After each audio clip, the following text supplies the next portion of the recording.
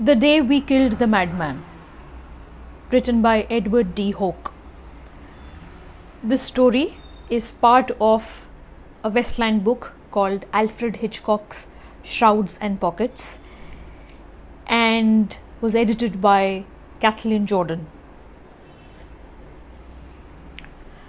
Well, the thing happened a long time ago, so long ago that a good many of the original men are dead now, but their sons still carry on the tradition here in Greeley Corners, meeting every year on the 24th of June in the lodge rooms over Sam Greeley's general store.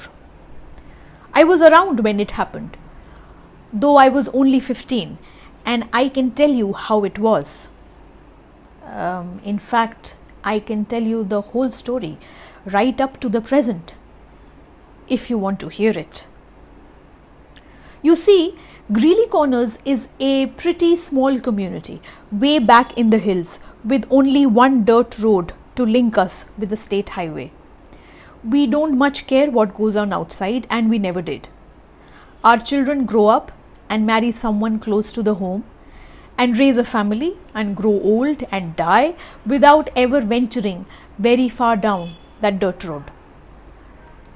There is one thing that has always intruded on the calm of the town: the sprawling state hospital buildings just over the hill. When we were kids, the Saturday afternoon sport was climbing to the top of the hill to see how close we could get to the fenced-in grounds where the mad people walked among the trees. If it was sport for the youngsters, the state hospital was a constant source of worry among the farmers and townspeople. It was common knowledge that the men and women within the grounds were dangerous, a constant threat to our little community.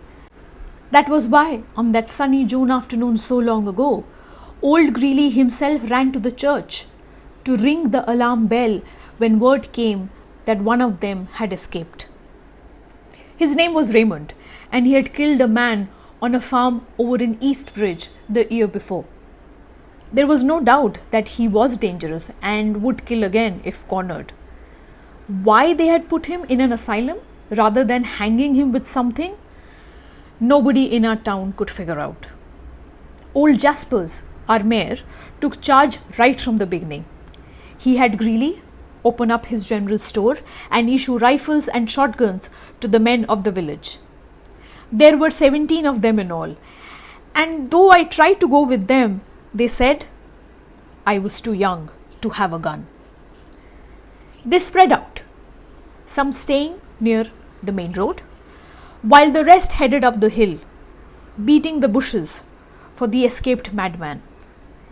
It was Jaspers and his group who finally spotted him over near the McConnell farm. They gave chase, firing their weapons, driving him like an animal toward the main road where the others waited. Once he turned to hurl a rock at his pursuers to prove he was dangerous.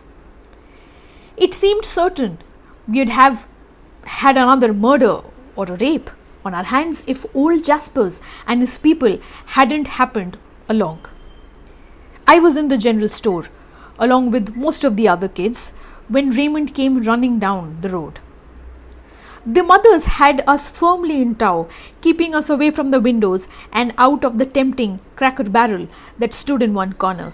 But when Aunt Edith saw Raymond coming down the street, his running feet raising a cloud of dry dust behind him, she began to scream, and I slipped out of the door. Greeley had his rifle up, already drawing a bead on the madman as he lumbered forward. I was reminded somehow of a silent horror movie my mother had taken us to see in the city the year before. The whole thing might have been in slow motion, stopping, starting, stopping again. Then Greeley and 3 or 4 others fired their rifles all at once, and the madman Raymond died there in the center of the dusty street.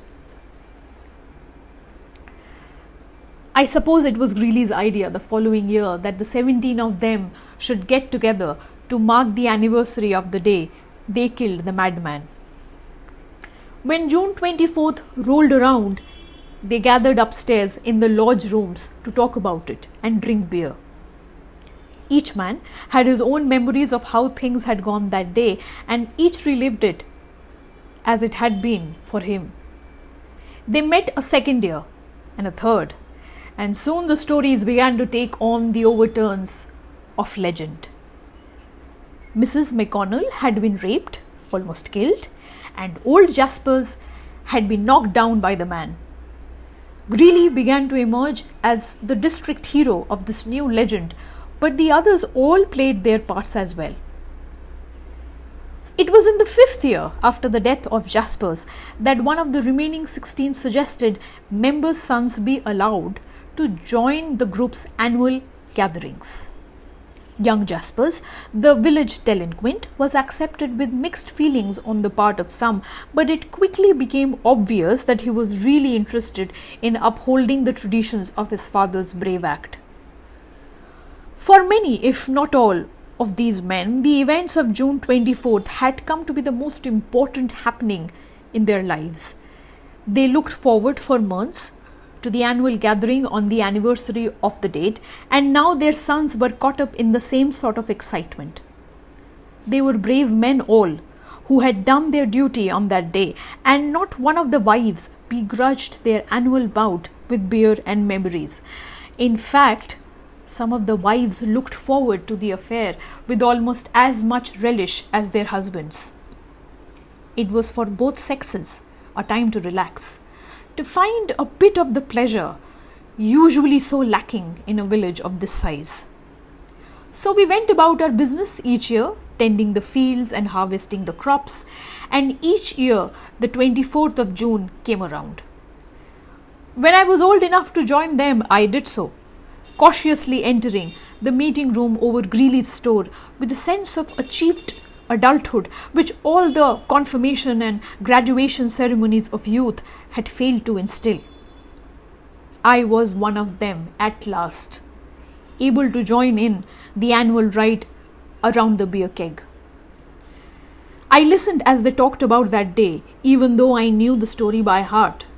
I listened to every new account and variation of our village's moment of glory. Someday, in turn, I would relate the events to my son, so I listened now and drank of the beer of manhood. So the years passed slowly, with only the deepening ruts in the dusty road to mark the passage of time. One spring, just after the last of the snow had vanished from the north side of the hill, a stranger came to our village, driving a 10-year-old automobile that gave out with a steaming gasp just as he reached the McConnell farm. The man's name was Quinn, and he was a traveller in farm machinery. Somehow, none of us was ever certain just how it came about, this Quinn decided to leave his job and settle in our village. He made friends easily with the women of the place because he was a handsome fellow with unfamiliar city ways. They soon began to call him Roger, which was his given name, and to cook and bake for him. He eyed our village with his glistening stare and said in his turn that he might even consider buying the Greeley store and turning it into a small supermarket of sorts, like they had in the city. Within a few months, Roger Quinn had become the main topic of conversation in our little community. Some wondered why he stayed, but others quickly supplied the answer. He was found one night in the Greeley barn with their teenage daughter not yet out of high school, and the word spread like wildfire.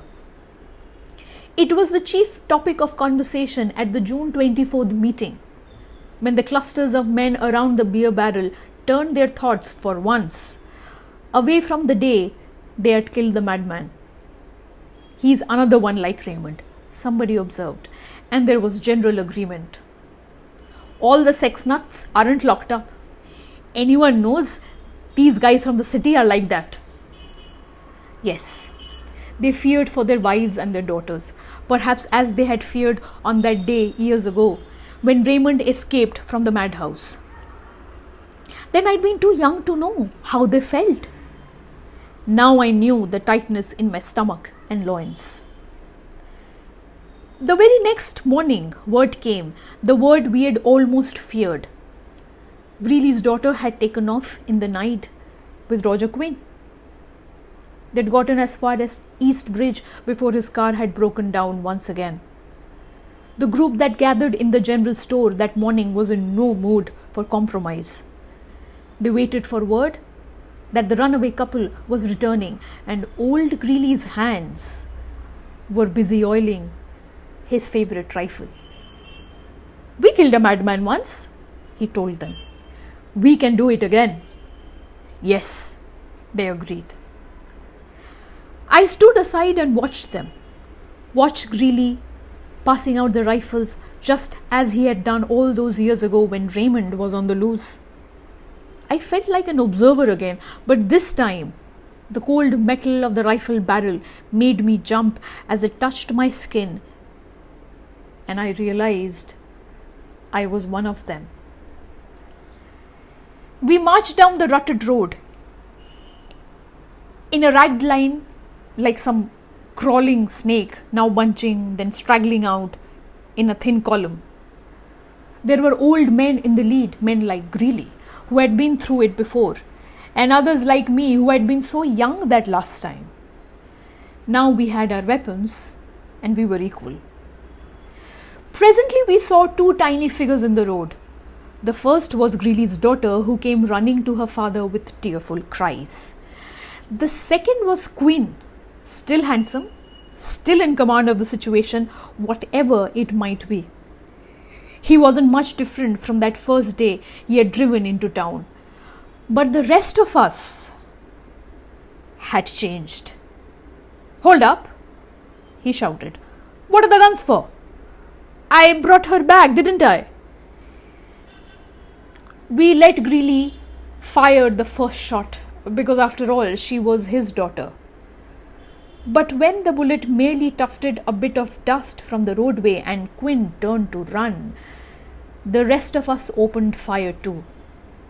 We got him when he was halfway to the trees, got him running so that he kept going for several steps before he went down in the grass on his face.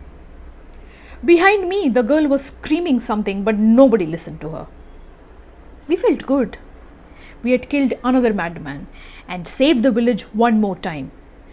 And the young ones like me could drink the beer now without a feeling of guilt.